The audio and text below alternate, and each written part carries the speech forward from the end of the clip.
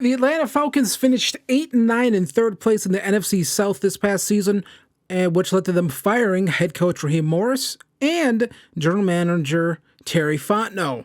Falcons are looking to reset, looking to get things going right. I mean, they have some talented players here, but it seems like they just can't put everything together to get over that hump. They traded multiple picks to get edge help, hoping that those guys can maybe help this team moving forward. And they do seem like they're going to be good players, but it is tough to not have a first round pick in this upcoming draft. And then the question of quarterback, what are they going to do? Is Michael Penix Jr. really the guy? He seemingly can't stay healthy, and when he did play, kind of struggled a little bit. Kirk Cousins, he's probably going to be gone after this season. So what are they going to do? No picks. They're in a tough spot right now, but our goal is to put them together, try to get this team back on track, and try to get this team to finally win a Super Bowl. So we look at this Falcons roster, and, there's good players here. Jake Matthews, this guy's been around what feels like forever now at this point. 33 years old, probably going to retire. I would have to assume soonish, right? I mean, I don't think he's a guy who's going to be around much longer. And then Kirk Cousins, quarterback, 37 years old, 73 overall, probably not going to be back with us. I can feel pretty confident in saying that. He did look pretty decent down the stretch this year. You do almost have to wonder if that's a guy that maybe they should have just stuck with, right? Maybe, I don't know, right? He was coming off an Achilles, off of that, not his lead foot like Rodgers did. It was his plant foot, the foot that he kind of drives with when he's throwing. So it would make sense that he would maybe struggle a little bit. But you still have Drake London here, amazing player, has performed with suboptimal quarterback play is probably the best way to put it. Got Kyle Pitts Sr., and then, of course, you have Bijan Robinson, who is amazing. There's not much else to say here. This guy is absolutely a stud, and is another guy who has performed on a team with suboptimal quarterback play. He is just absolutely amazing. Great balance, and just everything that you want.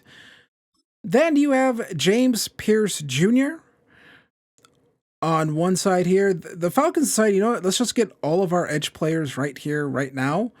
Maybe they were looking at this future draft and said, you know what? It's not really worth having a second round pick, or first round pick, excuse me, in the 2026 draft.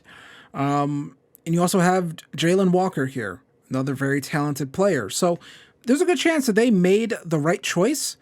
It just, the quarterback play it wasn't what they wanted, I would say, right? And then you also have Xavier Watts here, talented young player out of Notre Dame.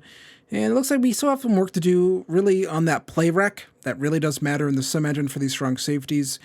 But we have some pieces in place. The question is, can we figure out the quarterback position? We'll try to do that. I mean, it's going to be tough without that first round pick in this upcoming draft, but we could probably put something together. All right, so we did get to the end of the season. Again, had to do it all myself with Force Wins because they still have not updated the start week feature in the game. It is January 15th. Still haven't updated it.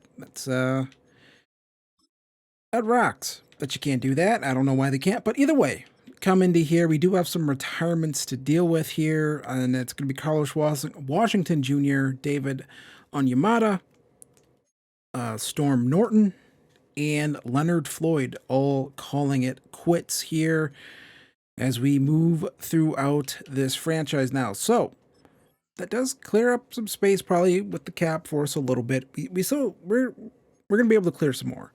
Simple as that. We're going to be able to clear some more cap space, and we are going to accept the Bijan Robinson extension. And Kyle Pitts, Tyler Algier, both of those guys are going to be gone. Arnold Ebiketie, I think we're going to let walk. Caden Ellis, we're going to let walk. D. Alford, we're going to let walk. Ryan Newzel, we're going to hand him some money. He's good enough. Center should be taken care of for the entirety of this rebuild. Everyone else, I think we can let pretty much walk here. There's really no reason to bring many of these guys back. Yeah, we'll bring back the punter. It's 4 years. Just so I don't have to deal with whether or not I'm bringing back a punter or not. And then, sure, you can be our kicker for 4 years, pal. It's a 4-year deal. Okay. Well, fuck me then. All right. Well, you go test free agency, asshole.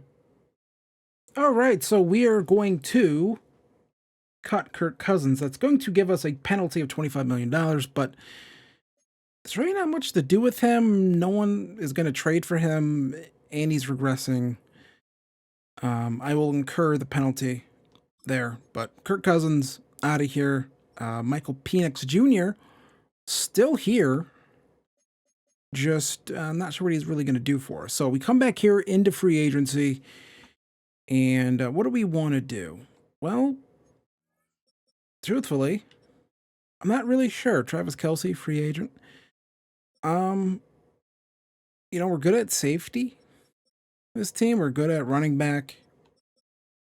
The issue is we don't have a quarterback. And Malik Willis. I actually want to view the player card. Can I do that? I can do that from here. We can go look at the player card for Malik Willis. I want to see if they did the stupid regression thing again. I can't see that yet until he did, but I'm assuming that they did do that.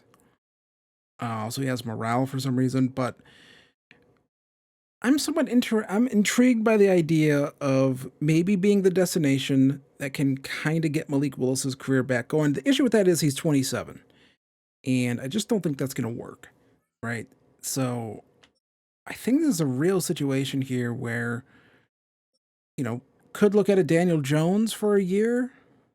Could this be the spot where Justin Fields gets it back going? Remember the Clemson throw? But I don't think that's going to happen for us. Daniel Jones would be really interesting coming off the Achilles, though. And that would be a lot of money to commit to him. So as of right now, I don't think we're actually going to be committing any money to a player like that. So I don't think that's going to happen. Kyle Pitts, though, I think we will bring back. We'll see if he's interested in coming back. And ooh, boy, right now he's really not. Seems like he'd rather go to the Bengals, who we just did a rebuild on. So there is that. Yeah, I don't really know. We're not going to. I think we're gonna have to draft the tight end. Left tackle. Again, we're fine there for this year. It's just that Jake Matthews is a bit older, so maybe we'll have to find that replacement there later. Are you about to tell me there's no centers? Okay, well, these are going so slow, but we're fine at center, so we don't need to worry about that. Right guard is fine. Chris Lindstrom could eventually, be a player that retires. You never know. Fine at right tackle. Defensive tackle could use some help. The issue is all these guys are a little bit too old, and none of them are clear upgrades. I mean, I'd be a situation where I just rather would get our, younger players on the field and try to develop them next season, right? The team is in such a weird spot. Caden Ellis, would have liked to brought him back, except he's 31, so that regression isn't going to be good. So it might be a situation again where we just kind of have to not really have anything significant there. I mean, we do actually need to bring in some linebackers. That much is true. It's just I'm not going to pay him $19 million. That's just not going to happen. But Logan Wilson, give him around $7 million for a year. He likes that. Um, one of these guys. We're fine there, so we don't really need to do anything else with that. And then when it comes to cornerback, we're okay-ish there. We could use another one. Need about 3. And is there anyone with like decent enough age that like is okay as a player? And it feels like the answer is like no. Like it's gonna have to be like just someone older, and maybe that's gonna be Starling Thomas the fifth. 73 overall, close to $10 million. He likes that deal a lot, and I think that's all we're gonna do. Actually, we need a kicker because our kicker did not want to re-sign with us. Because kickers are very weird like that in this game. So I think Jake Bates, it's a 4-year deal.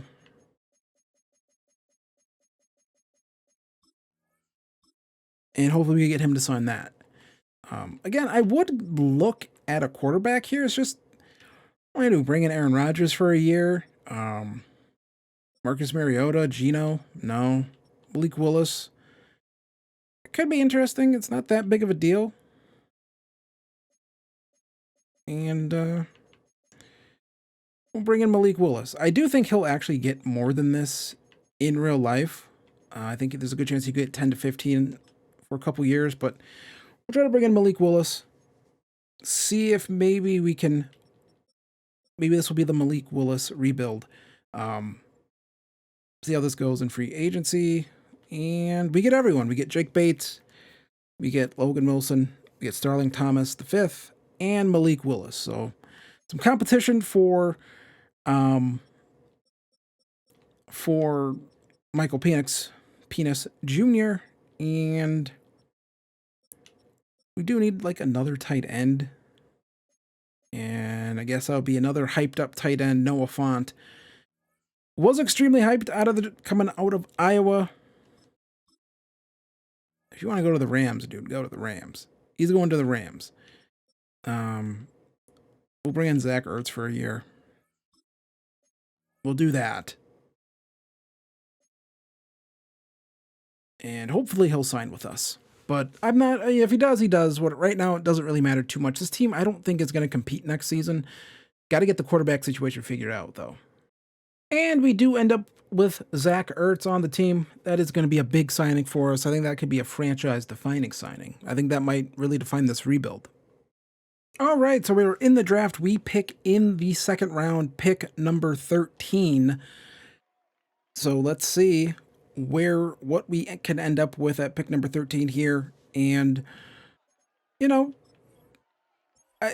look, it's so weird, right? Because I feel like it's the easy thing to do to kind of bash this team for trading that future first, but at the same time, you still got a really good player out of it, right? I think that's something that you can kind of be fine with if you're the Falcons, is that you got a good player out of it. And we still need another tight end. And last rebuild, I took Tanner Kozel. I hope that's how you pronounce that. And this time, we're going to take Eli Stowers. Stowers? I'm going to say it's Stowers. Elite, just everything, and then marginal strength. So, pretty athletic guy. We're going to nab him here in the second round. I feel like if you're the Falcons, you kind of have to swing for the fences a little bit here. 235, 6'4", honestly might be just like a big receiver. I don't know. I've never watched the guy play. I'm not watching too much Vanderbilt football, so maybe some of you out there are. I don't know. But we're going to go to our third round pick here. And this time we're going to have to, I think, this is such a weird position the Falcons in. I feel like right now, like, you have to maybe take a quarterback just to do it. Right? And you don't like having to do that sort of stuff, but I feel like we kind of just have to just to take a shot. Right? Just to take a shot, just to kind of see if he can make something out of nothing here. And so we've done Trinidad Chambliss before. It is possible to take one of these UDFA quarterbacks and, build them up into something. And, I've been able to do it. And so really, I think it's going to come down to Drew Allar and Carson Beck, right? Or we go with Carson Beck because he just wins, or we go with Drew Allar because we maybe like the physicals because, big, strong guy with a big arm, and maybe he can develop into something. He does have the advantage of coming into the league and being 22 as opposed to all of our other quarterbacks who are like 27. So, Drew Allar, going to be the third round pick here. And, I feel like you draft a guy like that because you're basically saying that we think you could potentially start for us. And there's a chance he could. Gonna go to our next user pick here in this fourth round. And this is the most recent updated draft class from Big Gargamel. So go just type that in if you're wondering how to get the draft class. That's how you do it. And yeah. So if you're ever wondering how to get it, that's how you do it. We need some help on the defensive line, and it's probably going to be Lee Hunter here out of Texas Tech. He's used to being in red and black. And 87 strength. His finesse moves aren't great. His play rec is pretty good. His power moves aren't good. His block shedding is a C, and he has B awareness. So, he's a guy. Just have to develop him, right? I mean, that's really what you're going to have to do if you're the Falcons right now is kind of draft and develop. And we don't pick again until the 6th round. So that's a little not fun. Let's go take a look here at what's left. And really nothing that I'm all that interested in. But we will take another shot at another defensive tackle. This is going to be Dominique Orange from Iowa State. I like the name. Orange, he's going to wear red. 86 strength. He has C block shedding, B play rec, C finesse moves, D power moves, and B awareness as well. So, yay. We're going to let the CPU do the last pick for us here, but, probably not the greatest draft class. But that's what happens when you don't have your first round pick. At times, you can't exactly get a good look of everything. But Eli Stowers is a 73 overall. We got him in the second round. Easily going to be the Kyle Pitts replacement. And hopefully he can develop better than Kyle Pitts. And hopefully he can have better quarterback play than Kyle Pitts. Drew Allar is a 66 overall. He would look so bad in these current Falcons uniforms. I know the Falcons are getting new uniforms in this upcoming year. Andre Fuller, 70 overall. We'll take that. Coverage still needs work, of course, but the two defensive tackles, Lee Hunter, 69 overall. Block shedding is a 72, 87 strength, 78 play rec. Finesse moves aren't really all that good, but he is 325 pounds, so I'm not sure how much finesse he would have in his game. Dominique Orange, 324 pounds. These are just two big guys. And power moves you wish would be a little bit better, but good strength. Play rec is pretty good. Block shedding is all right. So there's a path for these guys to develop and I think be potentially good for us here in this rebuild. All right, so we did our first training camp and we have a ton of upgrades here for Eli Stowers. And we're going to put them all into his archetype or scheme fit. Maybe I'll try to stick to doing that for every player, just try to make them all scheme fits. I don't know. Because you always think it's a good idea and then you get bored of it and it's let's try this upgrade, see what happens. But maybe I'll try to make everyone a scheme fit on the roster. Maybe that'll be the goal here. But he's getting some pretty good upgrades here. He is just flying up in overall, actually. Already up to a 79 overall. And he's going to go into an 80 as well. So probably good chance he could be an 81 overall here after his first training camp with us. And that is some pretty nice upgrades right there. He is a star dev. Found that one out. So looks pretty good. honestly. And then Drew Aller got he has 6 skill points, and we're gonna put them all into field general here. I've had some pretty good luck with field general quarterbacks in Madden this year. So yeah, he is just flying up in overall as well. Could potentially be our starter. I'm not 100% sure. I will be on the lookout for the regression bug with quarterbacks in the game. If you're not aware of that, there is a bug currently right now where quarterbacks, regardless of their age or how long they've been in the league, will suffer regression. So, and it goes up to a 71 overall here. So, making a case to potentially be the starter. Malik Willis might not even get a shot to be our starter here. Andre Fuller going to get some upgrades as well here. He goes up to a 72, and we still have a couple more upgrade points to go here with him, and already gets up to a scheme fit right there. You like to see that. So, last pick of the draft for us. This was one that the CPU made for us, and he is potentially going to start his rookie season at potentially a 75. He is going to start his rookie season at a 75 overall. So, some big upgrades here for these guys, and we are looking around. Lee Hunter also has some big upgrades to get here, and we do need to get his speed, his finesse ratings up a little bit. That always does help these players, make them very well rounded, and that is his scheme fit. So attempt to do that here, get all these upgrades, and should be pretty close to being at least the 71 overall. He is. That is a good upgrade right there. We're going to do one more, and that's going to get him up to a 70, a 71 overall. So 71 overall, pretty good here for Lee Hunter. And the rest of the way, we are just going to let the CPU do the rest of these upgrades, and I'll see you for the start of the season. All right, so this is the team for year 1 of the rebuild, and we technically only have 2 running backs on roster, but when you have Bijan Robinson, you really only need 1. Darnell Mooney, the wide receiver core isn't all that good. It's Drake London, KJ Osborne, Darnell Mooney.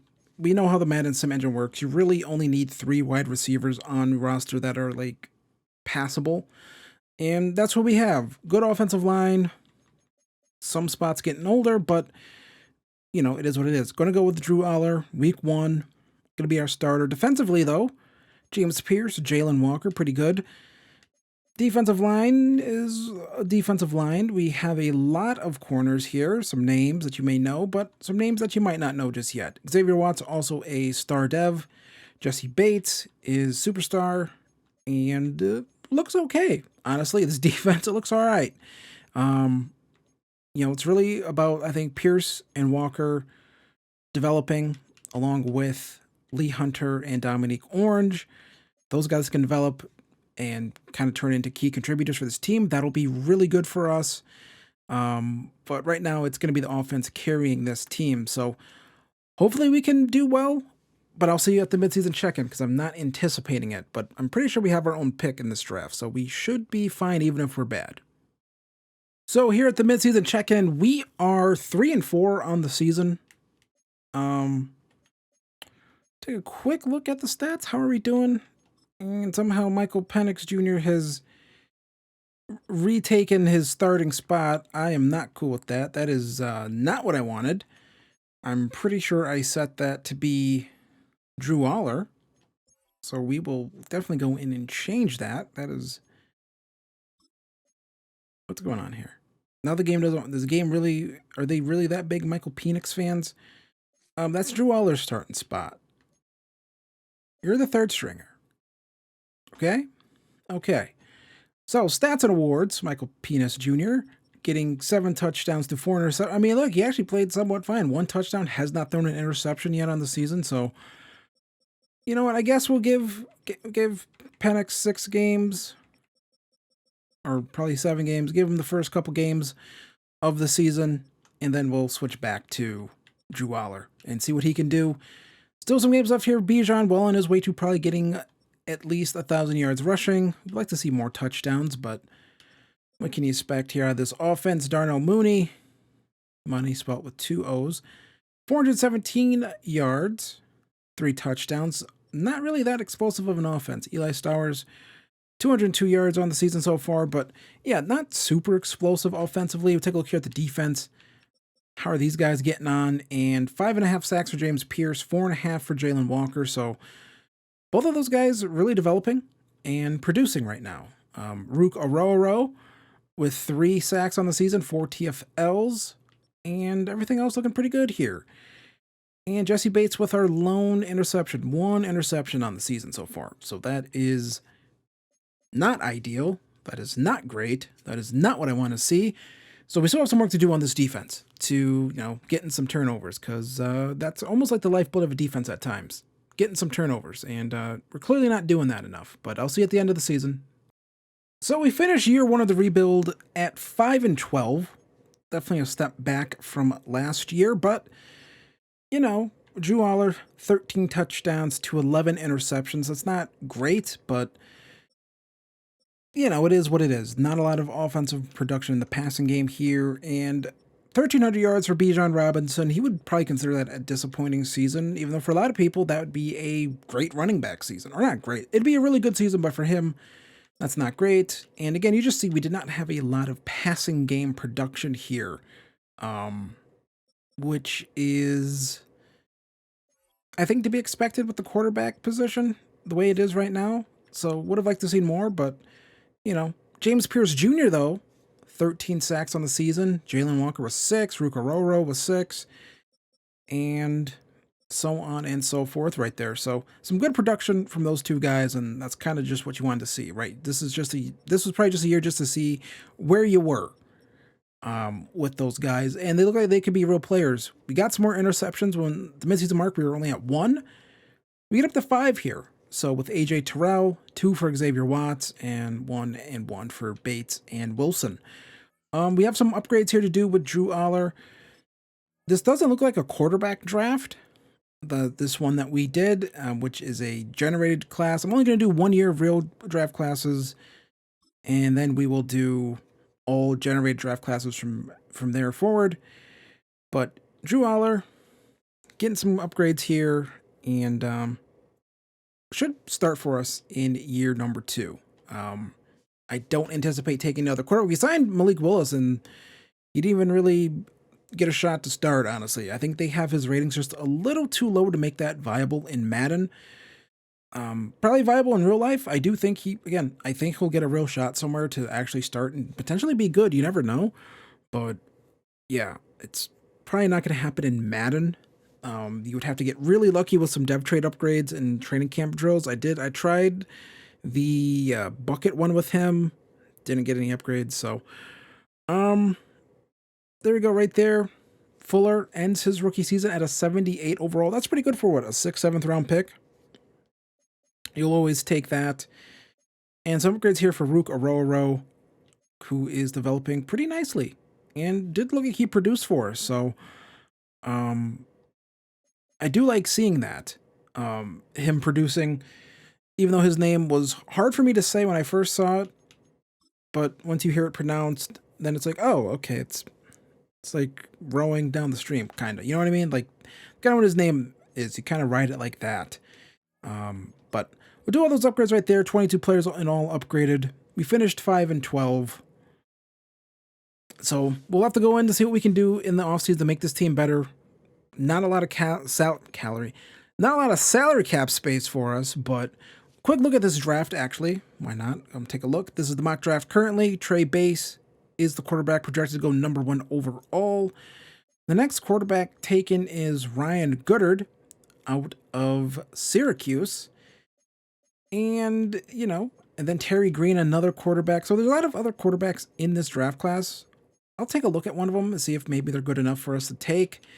But there is this defensive tackle here who looks really good. Honestly, you know me, I like building up the trenches. Great to good strength, elite to great speed, great to good agility, great to good change of direction. Everything looks really good here. His skills look really good. Could kind of be like a piece that could really, set this defense on the path to being great, which is what we need. We need this defense to be great, so hopefully we can do that. Well, the Seahawks yet again fail in their bid to go back-to-back.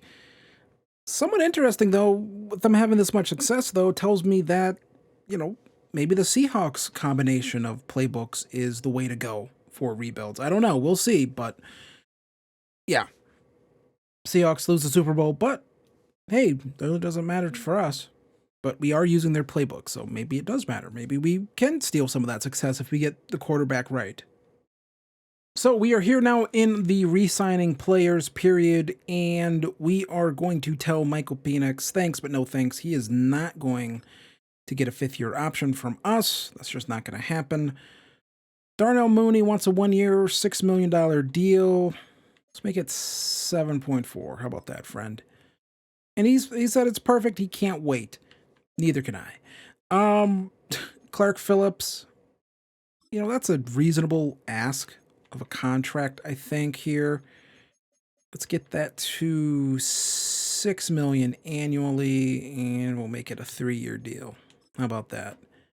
He can't wait to keep playing for such a great organization. I like hearing that. These are things I like to hear. And then everyone else can kind of leave, honestly. I don't know where they're going to go. Divine Diablo, $8 million annually. That's not bad. He is going to regress eventually, but it's fine. $8 million is fine. Zach Harrison, defensive tackle. We're going to let walk because we probably plan on taking a defensive tackle in the draft. And so I guess really what it comes down to here is free safety, Jesse Bates. I am not interested in paying him $19 million until his age 34 season. So we're going to go team friendly. And I'm just basically it's an insulting offer. Okay, he's just not interested. I understand that. Maybe tag him. What's the tag here? $22 million.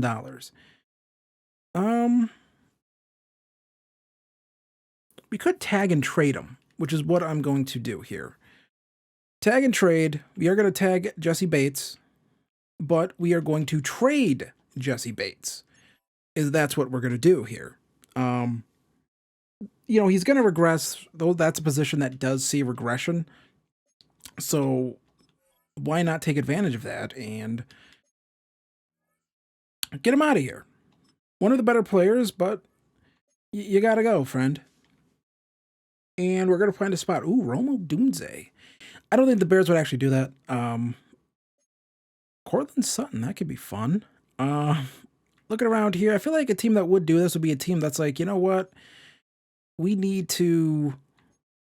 We're like a piece away, right? I think that's the situation. A team's like, we're a piece away from getting it right. And you know what? The Packers here, they want to give me a 2028 first and a 2028 second, and then a 6th and a 7th. I'm willing to talk turkey with the Green Bay Packers, brother. Not sure why I turned into Hulk Hogan right there. But, yeah, I'll take it. Maybe things aren't working out for Matthew Golden in Green Bay. Maybe, the offense isn't working. Maybe they think he's a bit of a disappointment. And you know what? Maybe Matthew Golden just needs a change of scenery. And that's going to be with us here in Atlanta. The same way maybe Brett Favre needed a change of scenery all those years ago from Atlanta to Green Bay. Well, it's going to be Golden from Green Bay to Atlanta. And we get picks. So, there we go. Nice trade right there. We get another receiver on this team. Now we basically have our 3 core receivers set. At least our top 2 set for the rest of this rebuild. We'll probably maybe try to find another one, but immediately a big shot in the arm to the offense for whoever is going to be our quarterback. So for free agency, we end up with Kenneth Gainwell, Darnell Washington, Deonte Banks, Jordan Howden. That should be our Jesse Bates replacement. Granted, Jesse Bates is a very good player, so it's kind of hard to just blanket replace him. And then Christian Harris as well. So Decent free agent haul for us, honestly. Just kind of think a bunch of solid players that, some backups and then some guys who are just going to be solid depth and a starter. So that's what we're going to do with free agency. Not going to get too crazy with it just yet. Nothing there that I really feel like we have to like massively improve. I think our improvement is going to come through development and the draft. All right, so we prepare for our second draft here, and I have spotted this guy, CJ Randall, 6'2", 222 pounds, wide receiver, B catching traffic, A catching, B deep route, A release. He looks really good, elite jumping, good speed, great acceleration, great strength. Looks like a really good player. And remember, Mooney, we only re-signed for 1 year, so this could be our kind of our third receiver right there. None of the quarterbacks really excite me too much in this draft class. So I think it's down really to CJ Randall and then potentially one of these offensive tackles. Doesn't like any of them are like super elite or anything like that. They're just kind of all right. I'm sure they're good players, but I think we might end up going with another receiver here, CJ Randall, with our pick.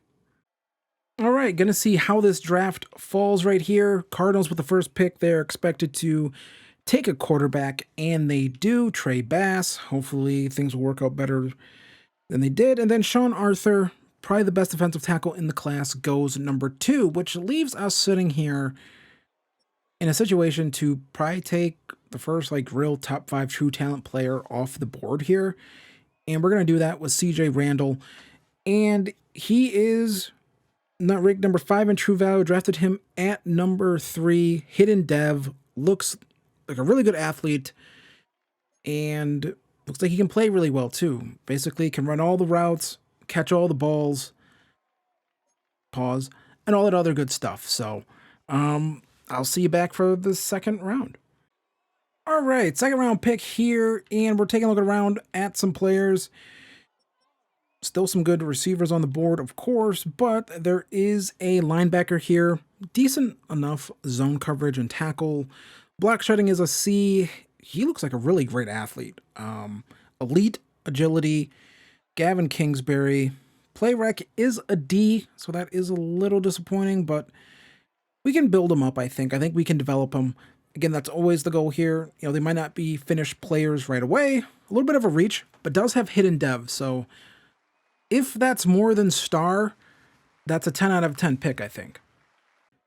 So we did some more, or we did scouting throughout the season, of course, and we focus on defensive tackle. Again, I've always said that's where I like building things up. And here is a guy here, Elton Davenport, 342 pounds, looks really good, is a round 1 to 2 true talent. We're going to take him, of course, and he is ranked number 33 in true value. He is a big man.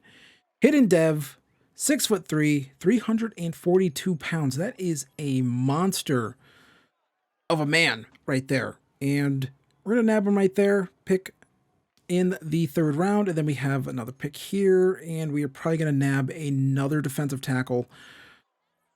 Building up the trenches, as we like to do here on the channel, and it's just something that we should do, I think. So we still have another guy here, and that is going to be Nathan Phillips, speed rusher. He's a little smaller. He is a more finesse defensive tackle. A finesse moves, C block shedding, 61 in true value, got him at 99. Also hidden dev, so that is just nailing these picks here in this draft, and I'm going to let the CPU handle the rest here.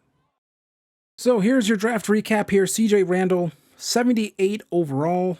Looks really, really good, actually. Route running, can run, it's good, and it'll only get better. So that's a really good pick right here. Gavin Kingsbury, I think was a pretty good pick. 71 overall, hidden dev. Has work to do with coverage and play rec and things like that, but I think we'll get there and develop him pretty nicely. And then Davenport and Phillips, both of these guys. Davenport, 75 overall, and looks good. Just has to keep developing to be great. Same with Phillips, 72 overall, and power moves isn't really good, but he's kind of a different player from Davenport, so gives us kind of a different look here, but getting more of that defensive tackle depth is something that I always like to do, and we have it pretty good right here. So I'll see you for the start of season 2 after I go through training camp. So second training camp here, some big results here for CJ Randall. Gets a ton of points here, skill points here, gets 7 of them, so we're going to spend them right here, right now. And he gets an ability slot, so that does maybe, he's at very least a superstar dev player, so that is a big get for us. Did not mean to do physical right there. These menus are just so slow that you would think they'd be faster. Trying to get playmaker. Anytime there's a playmaker archetype thing, it feels like it's very difficult to get them to eventually be a scheme fit, just because it seems like playmaker encompasses, it gets really close to everything else. So, it will be a little difficult to make him a 2 slots right there and 1 more for him right there. So that will get him up to an 86 overall here going into his rookie year. So superstar dev right there. Very nice stuff. You love to see it. And then Elton Davenport. Gonna go with speed rusher in here. Try to make him well balanced. I mean, that is his scheme fit. So we'll try to hit it if we can. Very excited to see what he is going to be able to do. Again, these defensive linemen in Madden 26 are just absolutely cracked. I'm going to be upset whenever Madden 27 comes out, and then we're going to be playing it, and it's like, how come there's no good defensive tackles in the draft? It's because they were so good this year that they're going to have to nerf them for Madden 27. Because that's what's going to happen. But he goes up to an 80 overall going into his first season, so immediately becomes one of our best defensive players. You love to see that. Gavin Kingsbury gets 6 upgrade points here, and these are all going to go into pass coverage. That is where he needs to do the most work, for sure. And hopefully we can get some coverage upgrades. And play rec. Play rec is very important right there, but some good upgrades so far here for Gavin Kingsbury. And up to 75 right now. Just focusing on pass coverage. That is his scheme fit. 76. So at the very least, he should be at least a 76 overall heading into his rookie season, but going to be a 77 right here. So just 1 little upgrade and plus 2 zone coverage. So nice stuff right there. Play rec is up to a 68. Would like to see that go even higher, but coverage up to a 74. Then Drew Allar. Going to get some more upgrades for him. And hopefully we can get him a dev trade upgrade this year. Hopefully we can put around a good enough offense around him that he can maybe win some awards. That's kind of the hope right there. Win an award and get a dev trade upgrade. That's kind of the goal. That's, kind of the meta here in this game. Win awards, get dev trade upgrades, maybe throw 30 touchdowns, get a big XP gain as well there too. But going to go into a second year, a 78 overall, still only 23 years old. And you love to see it right there. So some good stuff right there. I'll see you at the start of season 2. All right, so this is the roster for season number 2 here. I did have to go in and fix the progressions or the regression stuff with Drew Allar, which got him up to an 80 overall to start his second season. So here is the offense. You have Randall, you have London, you have Golden, you have Mooney, and you have Stowers, and you have Bijan Robinson Jr. So this team looks awesome offensively. Defense, I think it's coming along. Honestly, I think this defense is coming along, and like I said, Davenport becomes our best defensive tackle his rookie year. You love to see that. Fuller's really good here. Banks fits in pretty nicely. And really, this looks good. We look good at linebacker. Our edge players look great. I'm going to be excited to kind of just see what this team can do, honestly. I think it should be pretty interesting. I hope that we can do better than 5-12, but you never know. Maybe the playbook isn't set up good for this team, but it's good for the Seahawks. I don't know. I feel like I'm seeing the Seahawks do well in the sim.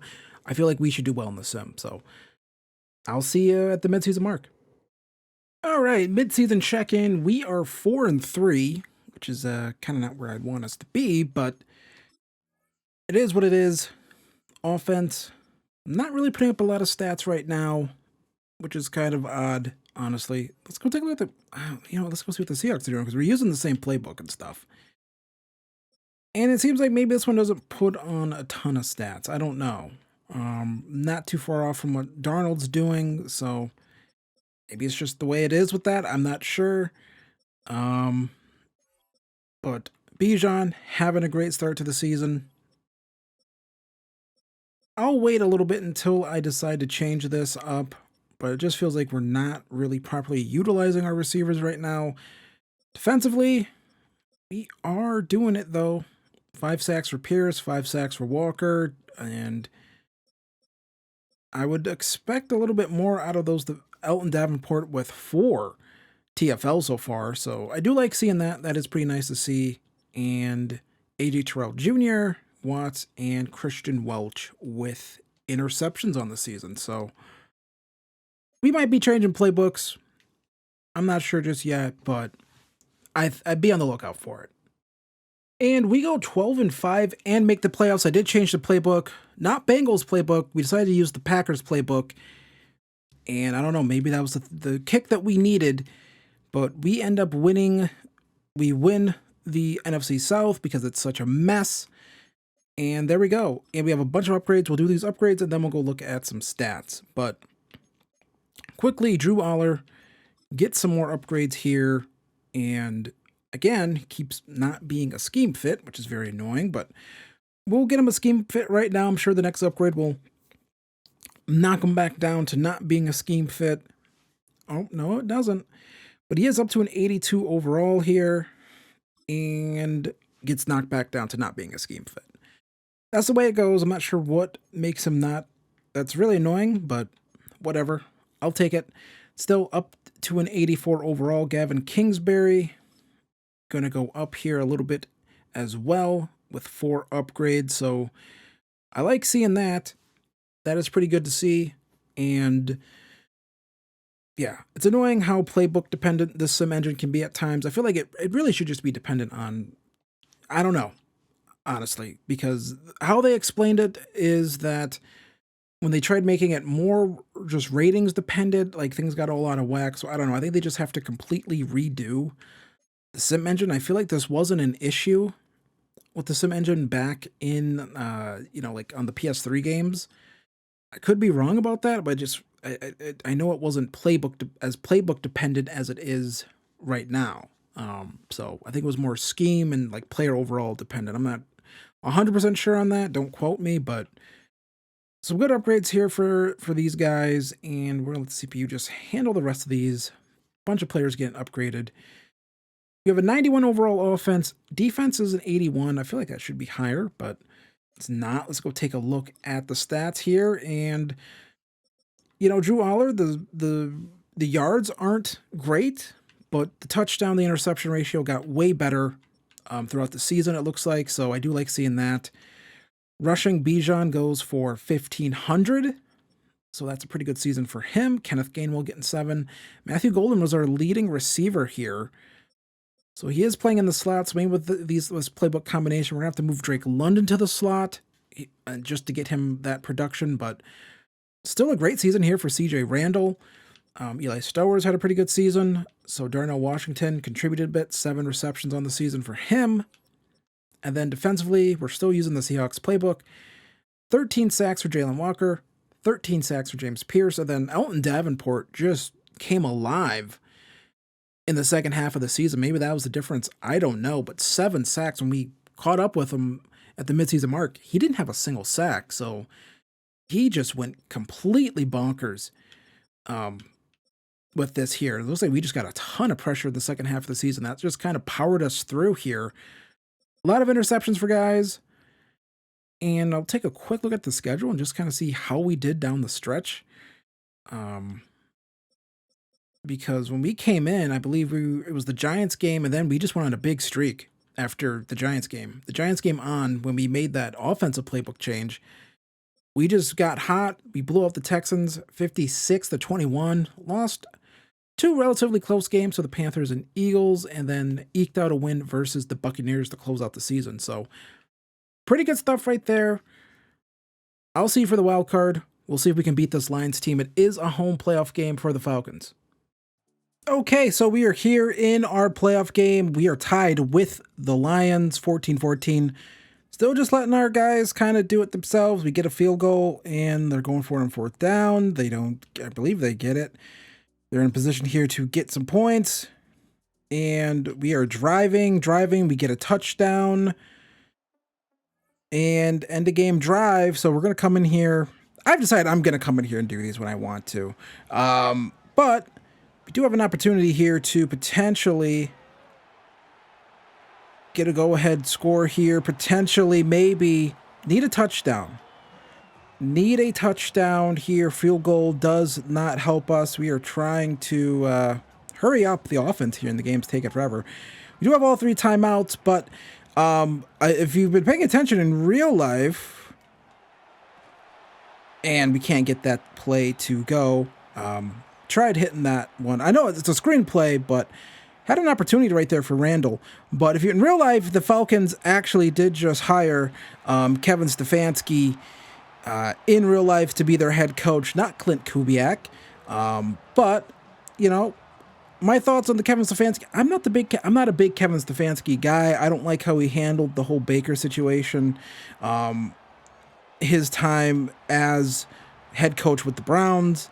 I think, you know, he did play a decent part in what happened there. I don't like that, you know, I always felt like he kind of scapegoated Baker a little bit and made it seem like he had nothing to do with what went down there. We are going to let this clock bleed down a little bit more. We're going to snap this football here, and we end up throwing an interception because I'm trying to snap the football, and then the game reads it as there. So we lose our first playoff game because Madden doesn't know how to just snap the football. It has to do the animation where he gets under center and does a bunch of protection checks that I'm not actually doing. It has to do pretend protection checks that I'm not doing. I'm not checking their protection. I'm just trying to snap the football. Let's see if they have this here. So it doesn't actually have the whole play, but I'm trying to snap the football before that, and the game just says, no, you're checking your protection, right?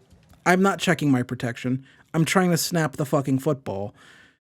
Thanks, EA. You're really amazing. Just let me snap the fucking ball when I want to snap it.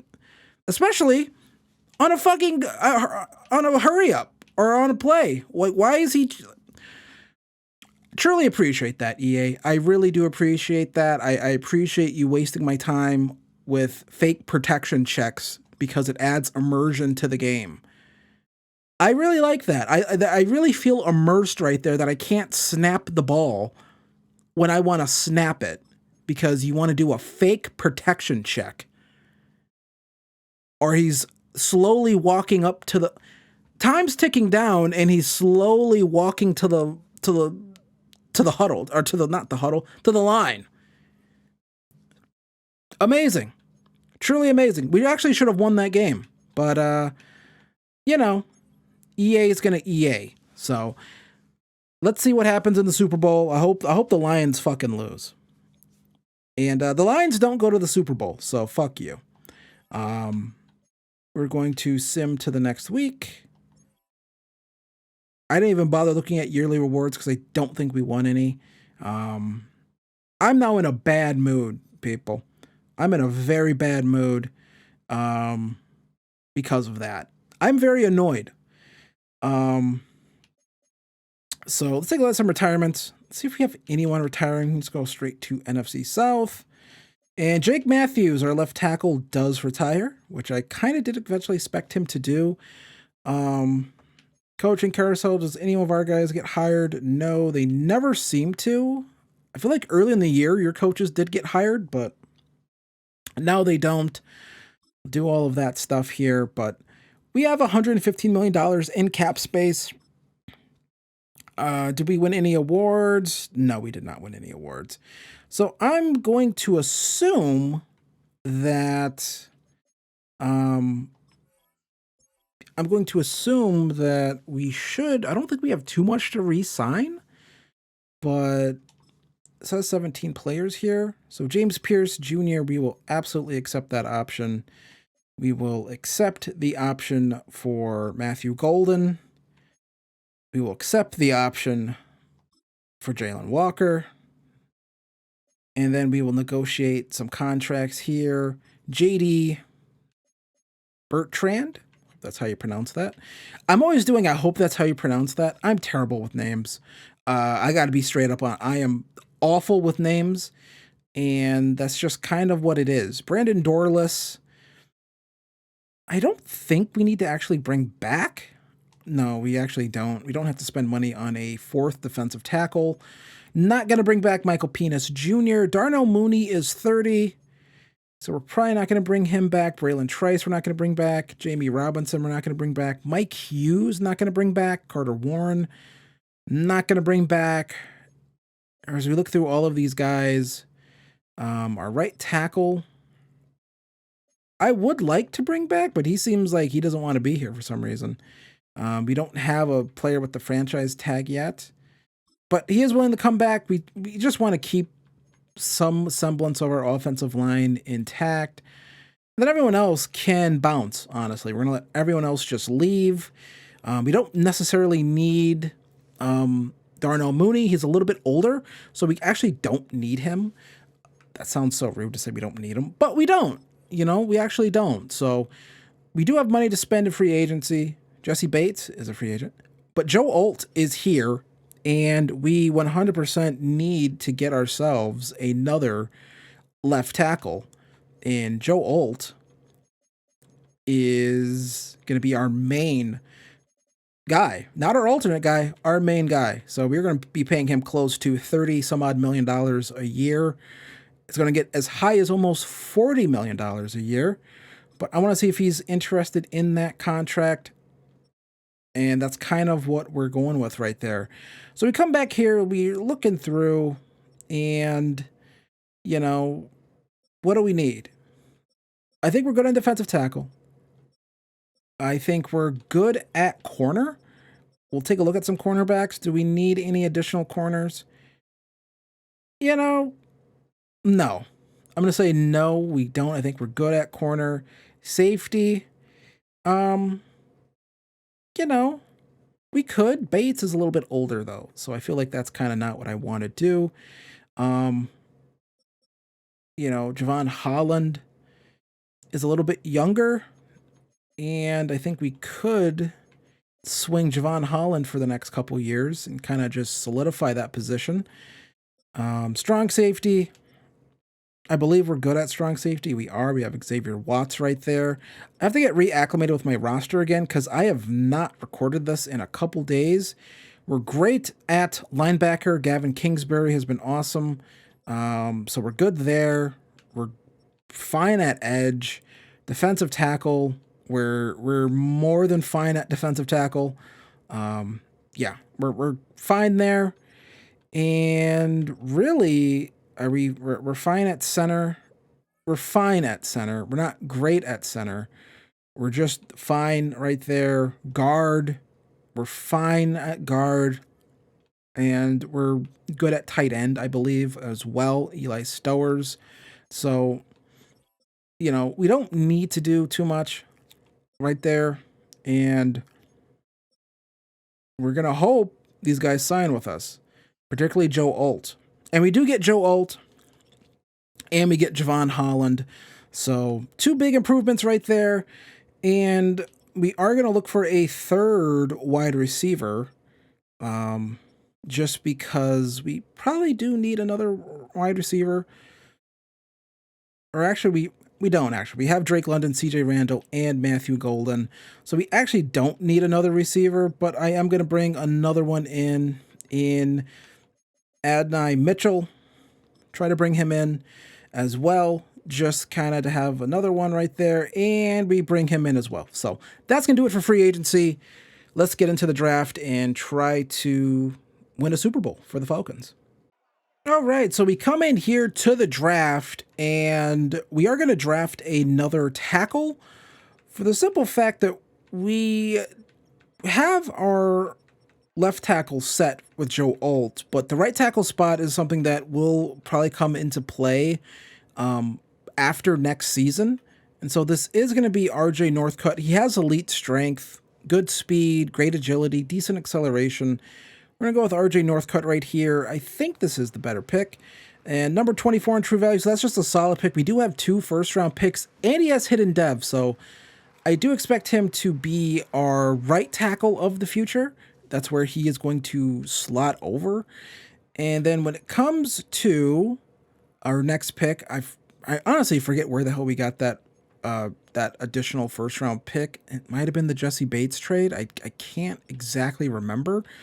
We're looking around here and on what we want to do here, and I'm not 100% sure with this second first round pick.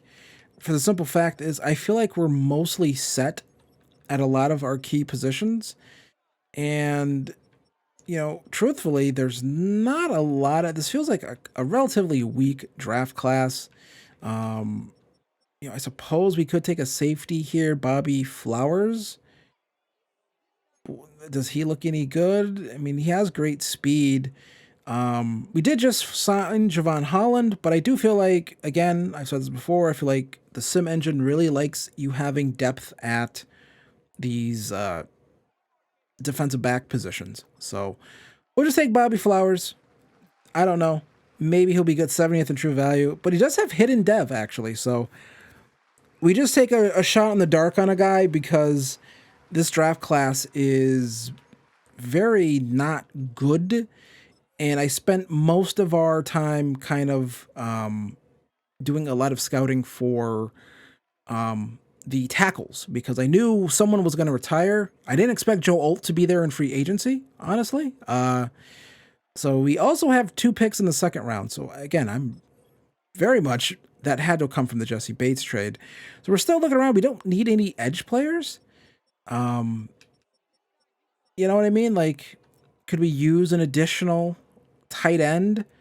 Not really, just because like we normally don't, but you never know. I mean, this guy actually does look kind of good. Great speed, great strength. I'll do it. I'll take another tight end. Also has hidden dev, 84 speed though. But yeah, find an additional tight end. I love drafting tight ends. We'll skip ahead into our next user pick. And we'll make this selection. It feels like our scouts did a terrible job scouting because we have like no one set here to at all. Like it feels like we have no one that's like fully scouted except this tackle that's a UDFA. So that's great. Lots of and ons here. I suppose we could take another additional linebacker. Just because he has elite speed, looks like a great athlete, and he's number 90 in true value, also with hidden dev. So there we go. So I am going to let the CPU handle the rest of the draft. So our draft recap here is pretty good, honestly. Having 4 picks in the first 2 rounds is pretty awesome, honestly. And Matthew Dodge, I like a lot. Now I look at him here. Really good play recognition, good speed, good acceleration, decent enough hit power. Man coverage isn't very good, and his zone coverage isn't very good. So I don't know what exactly he does, but he's not going to be a guy who's going to play much. But he does have hidden dev, so maybe we can work really hard to develop him into a decent enough player for us. But I do like that, honestly. But Miguel Machado, I like. 84 speed, route running needs some work. Acceleration at an 85. His catch in traffic is a 76, 79 spec catch. Not a great blocker, but, you know, if I was actually playing, I feel like he could be a really fun player. Bobby Flowers out of Iowa State, 91 speed, 70 zone coverage, 70 play rec. Both of those need to get better. 73 man coverage, but he should be able to develop, I think, with us. And then RJ Northcutt. likely right tackle of the future. Not going to start this year, but will likely start, I think, the year after this year. Because we only brought back our right tackle on a 1-year deal. The rest of these guys, who really gives a crap. There's Ted Blackburn. He looks terrible. I think it just kind of says what this draft class was. Honestly, we're going to go look. Wants to be like multiple 80 overall players I could have drafted. There is some 80 overall players. Danny Reinhardt in 83 overall. Then 80 overall corner. And then an 80 overall guard. And then it kind of just falls off from there. So yeah, it just kind of says that this, was a whatever draft class. Some decent quarterbacks in here, maybe, but we don't really need a quarterback because we have Drew Allar. So let's get into next season and see if we can win a playoff game without EA screwing us over because it won't let me snap the ball. Thanks, EA. All right, so we finally get a dev trade upgrade here for Drew Allar. Goes up to Star Dev, so hopefully maybe he can win an award and get up to Superstar. Maybe. I don't know. Possibly. Hopefully. That would be nice. So another one of our draft picks, that left tackle who I expect to become a right tackle, gets his dev trade upgraded to Superstar. So that is a pretty big pick. And honestly, almost makes me consider if we should maybe just start him at right tackle so he can get, his a lot of upgrade points throughout the year. But that's a big upgrade for us. 2 big upgrades for us here in training camp. Okay, so this is the roster for what I believe is the 3rd year of the rebuild. I think.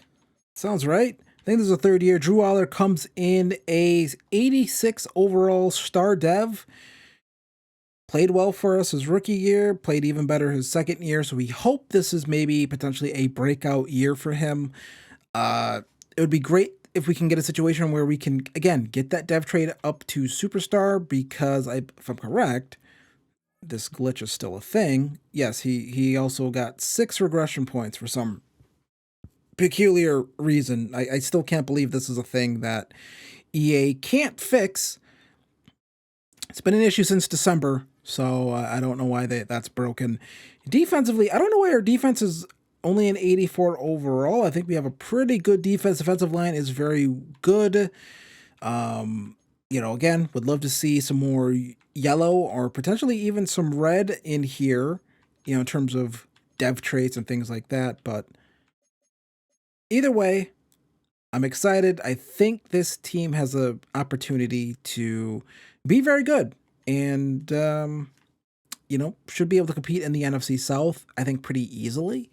But you never know with the sim engine, but I'll see you at for the playoffs. Okay, so we did make the playoffs, 14-3, like I predicted. We had a pretty easy time winning the NFC South. And I hope I don't know why I just thought of this. I hope I haven't been calling the Falcons the Hawks the whole time. I don't know why I thought I've been doing that. I don't think I have, but in case I have, sorry. Either way, stats and awards. Let's see. Drew Allar had a really good year, 39 touchdowns to 10 interceptions. Finally has that franchise quarterback QB of the future tag on him, so we need players of free agency who care about that. Should be pretty happy to see that. Really good stuff from him. Bijan, a beast like he always is, 1,500 yards, 17 touchdowns. And then Drake London, Matthew Golden, and CJ Randall, both really good. Not a lot for Eli Stowers this year. Very odd. I figured that's a very low season for him. But when you have these 3 receivers and Bijan, I mean, someone has to be the odd man out, and I guess it was the tight end. But really good season for everyone here. The damage that Matthew Golden was able to do on only 71 receptions. We had almost 2 receivers with 100 receptions, so really good season right there, honestly. And then defensively, I'm interested to see how we did, and Jalen Walker, 10 sacks. Elton Davenport, 9.5. James Pierce. Divine Diablo with some sacks. Garrett Kingsbury with 3.5. So, decent stuff right there. TFLs, 17, 14 for Davenport. He had a very good season. So, good stuff right there defensively. And then AJ Terrell, Kingsbury and all these guys getting interceptions. So good season for them. Nothing too crazy, but good enough, honestly. So let's see who we're going to be taking on in the playoffs. I'm very fascinated to see this. It's going to be the Rams, who are 8-9. So I feel like we should do a good enough job here. We should be able to beat them, but you never know. So I'll see you then. Okay, so this is the NFC divisional round, and we are going to move on after we beat the Rams 38-28, 15-3 now on the season. So Drew Allar slays those demons from last year, gets a playoff victory, and we are moving on to the NFC Championship game.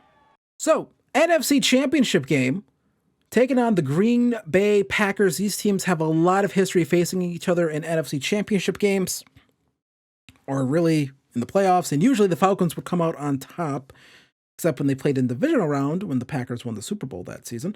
But after that, the Packers lose to the Falcons. I'm not sure if they played each other a lot, but I know one year the Packers had no business being an NFC Championship game. Aaron Rodgers dragged them to the NFC Championship game, and they got drubbed by the Falcons, who went on to lose to the Patriots after having a 28-3 lead. Okay, so NFC Championship game, we are up 10, fourth quarter. They're going to try to stay in the game. They do get a score, and they're going for the onside kick. I don't trust the game not to do something weird here, so we're going to attempt to get this onside kick. It might be a bad idea because they might actually just get it anyways, but we do actually get it, and I think we get it in just about field goal range. So we're going to come in here, run the football a couple times. Yeah, we should be in field goal range here. So going to try to get a first down at the very least. And we pick up some nice yardage right there. They're going to call a timeout. It's going to do a whole big animation of showing me the stadium and the score. I know the score. Can I get to the next play? Please. Jesus. Can he get under center? Can he get under center? Fuck. I don't need him fucking with his hands. Now we gotta get okay, we don't get the same. Like, my God. So that should win us the game. We're gonna run the ball actually one more time, just because I feel like it. And I'm sick of my phone. And we get stopped right there. Do I sound like I'm in a bad mood today? I kinda am. I don't need the whole animation telling me the score again. I really don't need that animation. I know someone out there likes that. I'm sorry, this is me complaining. I don't need that animation showing me the score in the stadium and whatever. Can he get under center? Can he get under center? Can he please just get under center?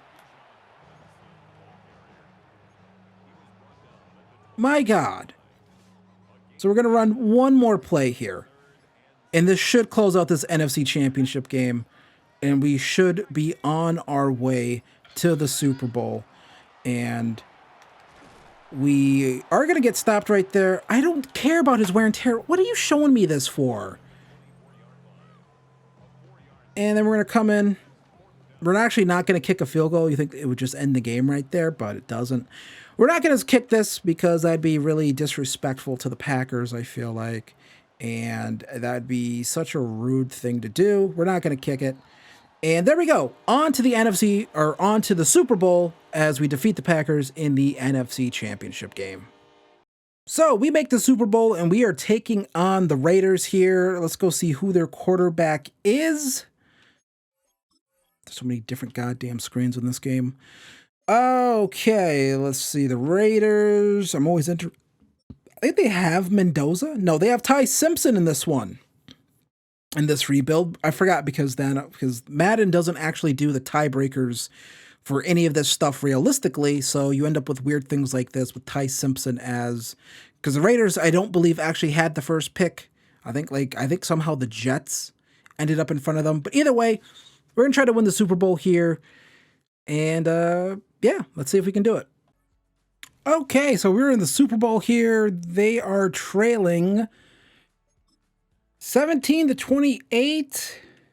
And we're going to do it. 28-17 is your final on this one. We do defeat the Raiders 28-17. We win the Super Bowl, the first in the history of the Falcons. Not their first appearance, of course, but their first actual win here. So we have one more year of the rebuild, and we're going to try to go back-to-back in this one. So pretty nice victory there. Didn't have to jump in at all. Let the CPU handle all of it, thankfully.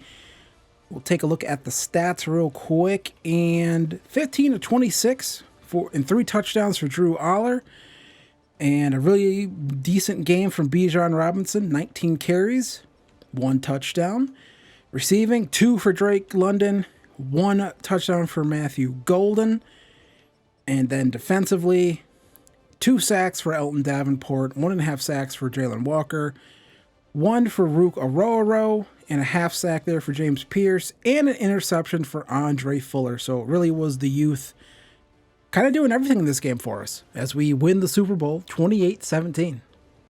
So after the Super Bowl, Drew Allar does get another upgrade point here, but in classic Madden fashion, he's also a superstar dev, so we finally got him up to superstar dev. But another weird thing here is that he did get a drop here. He experienced multiple skill regression at 25. So I will go in and fix that.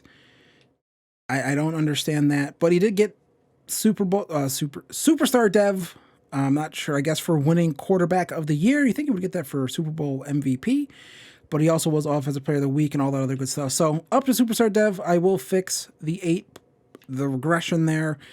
And yeah, so good stuff for Drew Allar, up to superstar dev. That should really help.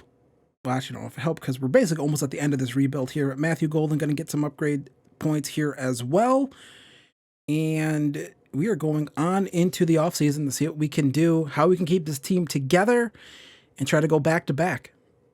Okay, so we just won the Super Bowl 28-17, and we have a lot of players that we have to maybe re-sign, and we don't have a lot of cap space. So this might be a situation where we're going to have to let some guys walk, honestly. And, you know, Chris Lindstrom, we might have to let walk. I mean, we look around here and, you know, it doesn't look great for us, honestly. And I'd love to have Chris Lindstrom back. It's just, that would take all of our money. And yeah, I don't think that's going to happen. So we're going to have some holes on the offensive line. Xavier Watts, not going to bring back. Simple as that. Not going to happen. Too much money. And, we're going to have to go into free agency with this. I mean, we could kick some cans down the road. Actually, I guess we could go take a look at that, see if there's anything that we can do to kind of do that. And that really wouldn't free up too much. Drake London, that would free up $10 million. So we can do that. So we go through here. And that would free up a little bit more. And that might be it in terms of what we can really free up. I mean, we can get to around $44 million in cap space, and 45 officially.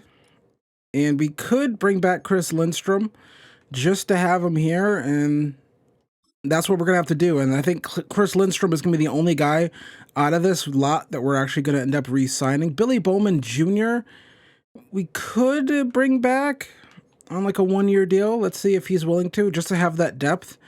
And he's willing to do that. And that's all we're going to do, honestly. Everyone else, we're going to let walk. And it is what it is. So freed up a little bit of space, was able to re-sign Lindstrom, keep this offensive line together.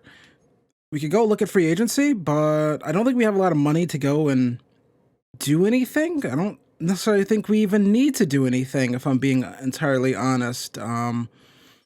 Jordan Love is a free agent. Not sure why I wanted to point that out, but just he's there.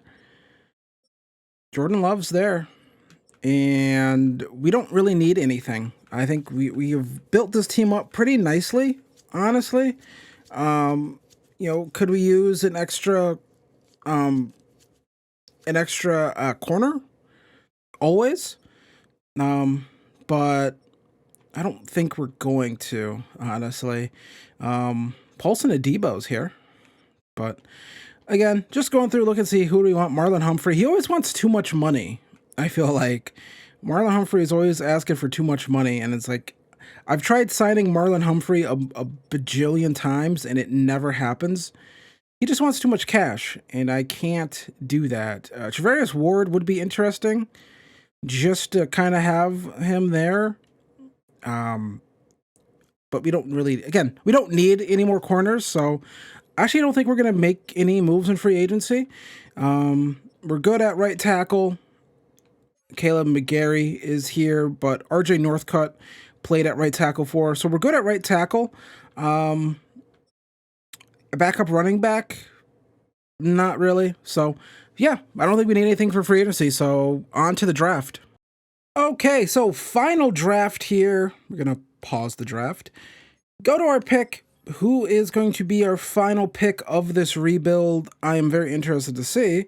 Go to our user pick here, and again, we don't really need a lot right now. I suppose we could draft some corners for the future.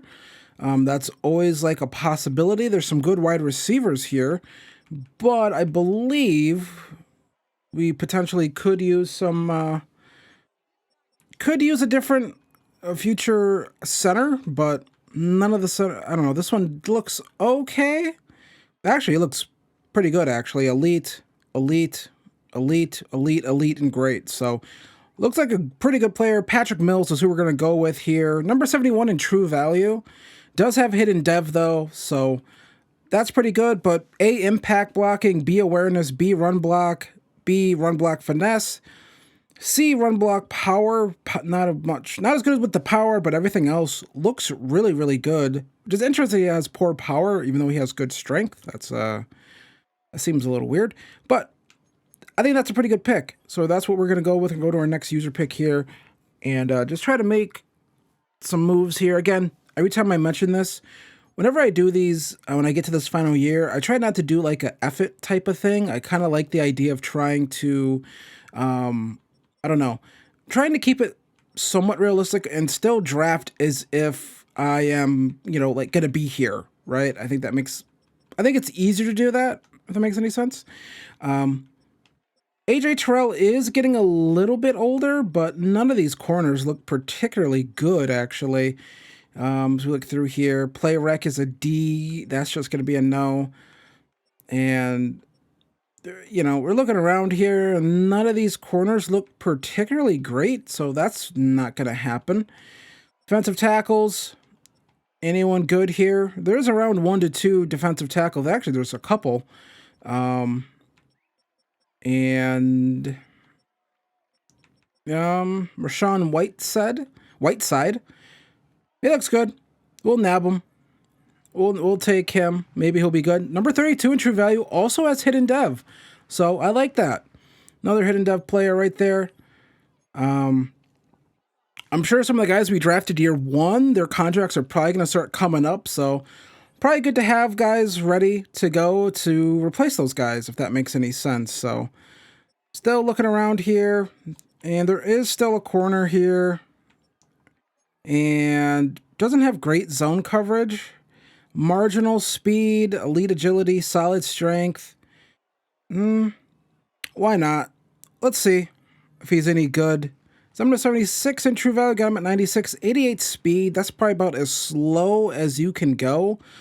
With corners, you go any slower than that, then I think you're going to get into some issues with actually using them on the field. But we're not using him on the field, so it doesn't actually matter. And again, still more corners here. UDFA, day 3 tackle. Is there any like fun running backs that we could find here? Yeah, I know we don't need running backs, but we did lose our backup running back, Calvin Ellington. He ran a 4.54, great strength. Sure, why not? Let's see. 120, 90 speed, 83 strength, 91 acceleration.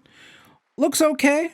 Not sure if he'll be a player or not, but we're going to advance to the end of draft. Let the CPU do what they need to do. And then we are going to take a look here at this draft and then look into what this roster looks like for our final season.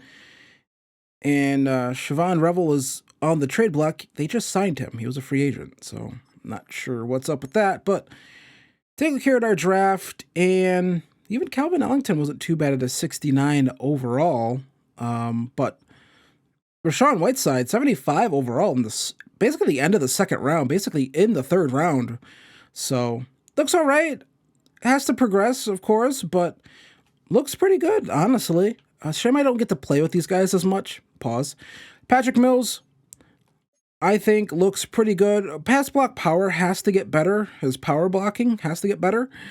Or at least his pass block power has to get better. That's really strange how that's what he struggles with. But he looks pretty good, honestly. So I think eventually he'll be good for us this year. And then Cordell Pearson actually looks all right. Not a great zone coverage guy, but everything else looks really good. Speed, you wish was more, but that's probably like just enough speed for him to play if he was going to play for us. If I was actually like, this was like an actual franchise series, I probably wouldn't look at a guy like him. That's probably just not going to happen. But this running back, Calvin Ellington, actually looks not bad. Looks pretty decent for a late round pick. So I like that pick, honestly. But we have Bijan, so he's not going to play any, but just had to take someone. But always need a backup. But looks like a decent enough backup for us. So that defensive tackle we drafted, we did our training camp drill. We got him upgraded to superstar, which means a rookie defensive tackle will have superstar dev before any of our actual awesome defensive tackles that we've drafted over the past few years who have actually played very well and yet just haven't got the superstar dev. So thanks, EA. So we have a ton of upgrades here, and you're probably wondering, why do I keep getting all of these upgrades? I'm sure someone's wondering. I don't know if I mentioned this before. Let's go to Coach Central. What I focus all of my ability points on is, I guess in general, we have, again, everyone knows about Camp Counselor. Since these all stack, I just stack 3 Camp Counselors, and there we go. That's why we can end up having situations where we get a ton of upgrade points. Our backup quarterback has 12 upgrade points. I didn't even do a drill, but I did do a drill with Patrick Mills, and for him, so there we go. We're going to go with power, since that was kind of an issue with Patrick Mills. What I noticed, pass block power was kind of an issue for him.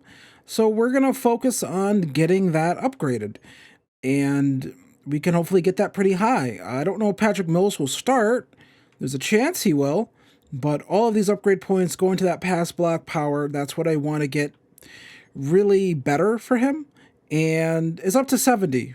So we're going to keep going with power for him to kind of get him, at the very least, leveled off right there. I think that's something that we want to do. And we're going to go power again. And then we're going to go power one more time. You also see agile going up a little bit too. A lot of these bleed into each other. And I feel like in college football, the upgrade system is a little more, you can specialize and really just specialize in things. And this one, it feels like everything kind of bleeds over into each other. But he will start the season at a 77 overall. Got his pass block power up to a 76. Run block power is still a 73. Would like to see that a little bit higher, but some pretty good upgrades for him. Now, for Rashawn Whiteside, superstar dev, got that upgraded. And really, his finesse moves need to go up. His play rec needs to go up. Block shedding needs to go up. So we are going to go with a little bit of speed rusher here to get those finesse moves up as well. At the same time, I do want to get that nose tackle up too, because that's how you get good block shedding. We're also getting block shedding here, so we might just go with speed rusher for Rashawn Whiteside as a whole. Honestly, why not? So let's go.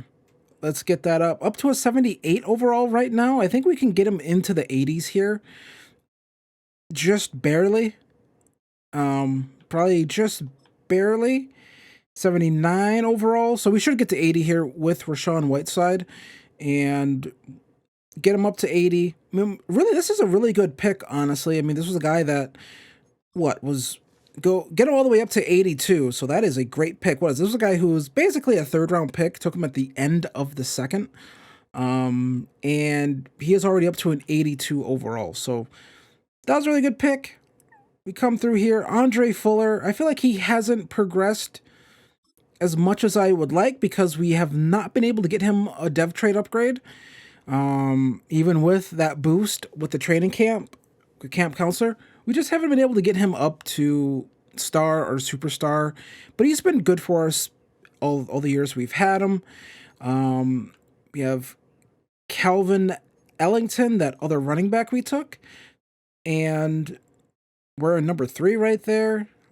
So I'll go with elusive back for him. And, he's not going to take any snaps from Bijan.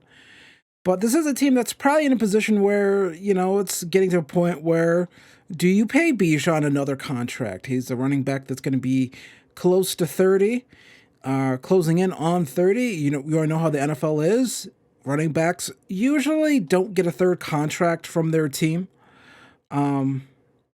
because that's the way it goes in the NFL. But Calvin Ellington up to a 76 overall. Not bad. Not bad, honestly. Looks like a pretty good player. Will he play much? Probably not. And then our backup quarterback, who's wearing a do-rag, we're going to just upgrade him right there. So, some really nice upgrades right there.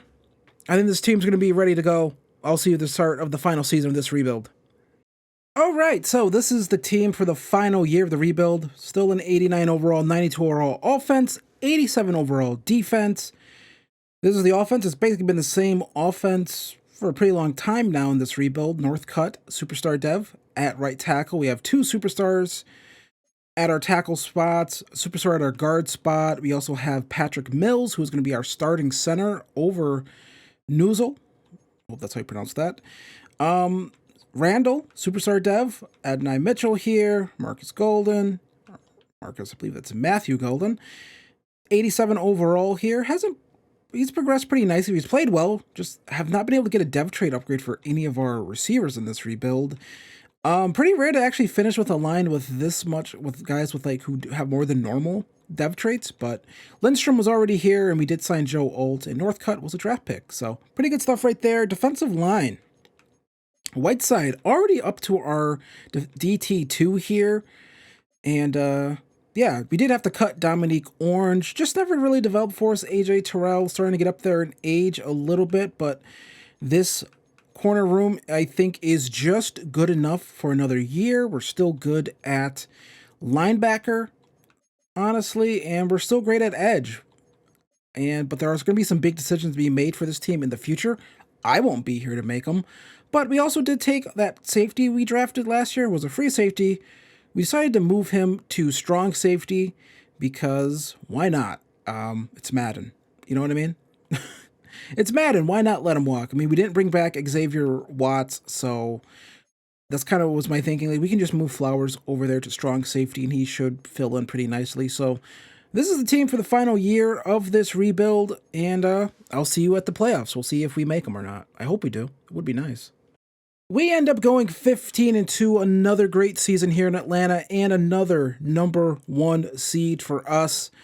And that is pretty good. We're going to take a quick look at our stats and awards. Andrew Allar, another really good season. 47 touchdowns to 6 interceptions. I've noticed that the Bengals playbook really gets a lot of yards. The Packers one, I believe that we're using here, not so much yards. Still good touchdown production. Yards don't seem to get too crazy with this Packers one. And Bijan, almost a 2,000-yard rushing season. That is sensational stuff right there. So maybe he's like wine, just getting better with age. And Calvin Ellington also got a rushing touchdown on the season as well. So pretty good for him. Bijan, great season, of course. Then Matthew Golden, 1,300 yards. And I said, again, you see with the yards here, this one doesn't seem to go too nuts. So maybe for some of these rebuilds, we'll kind of focus on maybe using this playbook, the Packers playbook, as opposed to the Bengals playbook, which I think gets a little too out of control with the yardage. This seems a little more realistic. And again, this 3-headed monster receiver room is absolutely sensational. Really good stuff. I think you get kind of more realistic numbers with that playbook as opposed to the Bengals one, which kind of gets really crazy. James Pierce Jr., 12.5 sacks. Jalen Walker, 12 sacks. Elton Davenport, 10.5 sacks. Rashawn Whiteside, his rookie year, 7 sacks on the year for him. Matthew Dodge played very well. Gavin Kingsbury getting in on the action too. Take a quick look here at these interception numbers, and a lot of our interceptions coming from linebackers, which is, I'm not sure what to say about that, but I would like to see some more from our corners, but I will take Andre Fuller being the DB that leads the way with interceptions with 2 on the season. So love seeing that. Let's take a quick look here at our upgrades because we should have a season worth of upgrades here, and we do have a lot of upgrades. I'll take my time and do these. Rashawn Whiteside, really good rookie season, really acclimated himself quite well for us as we gear up for this final Super Bowl run of this rebuild. This Falcons team is going to be in a weird spot with money, as I'm pretty sure Drew Allar's contract is coming up here, so you're going to have to pay him like a top flight quarterback. Might be some receiver contracts coming up. It's going to be an interesting time for this team. Again, like I said, I won't be here to deal with any of that. But, I don't know. Maybe I'll start doing rebuilds a little bit longer. Maybe we'll do 5 years. I'm not sure. Let me know what you guys think. I feel like these videos are kind of long enough as is. I feel like an extra year would just kind of really add to that video length. Be pushing into like 2 hours, and that's just kind of not what I want to do. I don't think you guys want to watch like 2-hour videos like that. But Patrick Mills gets some nice upgrades as well. We're just going to go with Agile for these. And he is pushing to be a true 80 overall. There he is, now an 80 with morale, makes him an 83. And now an 81. Can we get him to an 82 overall? And we do, with the morale, plays up to an 85 overall. So that was a great pick right there. I think that was a pretty smart pick for us. Does have star dev, like most of these guys end up having. We're just going to let the CPU do the rest of these upgrades, 35 plus of them. And that gets us to a 91 overall. So that is a very nice upgrade for us right there. Some good upgrades. 95 overall offense and 91 overall defense. This team is absolutely stacked. And we're taking on the Los Angeles Rams again, who are an 8-9 team. So I feel like we should be able to beat the Rams, but we'll see when we get in there. Okay, so we are here, fourth quarter. 24-7, we're going to go up a little bit more here. They're going to go for it. They must have converted a 4th and 23. And we are in position here to move on. We are going to beat the Rams in the divisional round. And we are going to move on to the NFC Championship game. 41-24 is your final. Let's see who we're playing for a trip to the Super Bowl. So there we go. Because we are going to take on the Dallas Cowboys here in the NFC Championship game for another trip to the Super Bowl. Let's see if we can make it happen. Okay, so we are moving on to the Super Bowl again, with a chance to go back-to-back. 39-25, we beat the Cowboys in the NFC Championship game. I don't think they have Dak anymore, but we're able to get a win, move on, and compete for a second Super Bowl title. They have Marco Portis, so that is not Dak Prescott at all. That's a completely different guy. Okay, so we come here into the Super Bowl, and we are taking on the Raiders again. Back-to-back years, taking on the Raiders, back-to-back Super Bowls of the same team. I don't know if that's ever happened. I know the closest we have recently is the Chiefs and Eagles, but there was like a year or two in between those matchups. So taking on the Raiders here, back-to-back years in Minneapolis. Let's see how we do. I feel pretty confident that we should beat them, but because we did it last time. Okay, we are here in the Super Bowl. We are up 35-24, up 11. We're going to come in here, play a little bit. Like, why not? And taking on Ty Simpson again here. And here we go. This is kind of, they need to get this. We get a little bit of pressure right here, and that is going to be in and out of the hands of the receiver. Not sure who that was. We also have the Falcons throwback uniforms. Allegedly, their new uniform set might look like this, but here we go, and that should win us the Super Bowl. I don't know if they have any more timeouts. They have 2 more timeouts, so they can stop the clock twice, and they do, so we are going to come in here and run one more play. They are going to blitz. Someone must have an ability where we know who's blitzing. And this is just going to be a handoff here to Everett. And Everett's going to get in the open field. Or is that Markel Peoples? Is that Peoples? Why did I think that said Everett? Either way, we're going to win the Super Bowl 35-24. There we go. We go back to back. And in doing so, we beat the Raiders back to back. Back-to-back championships here to close out this rebuild. Drew Allar.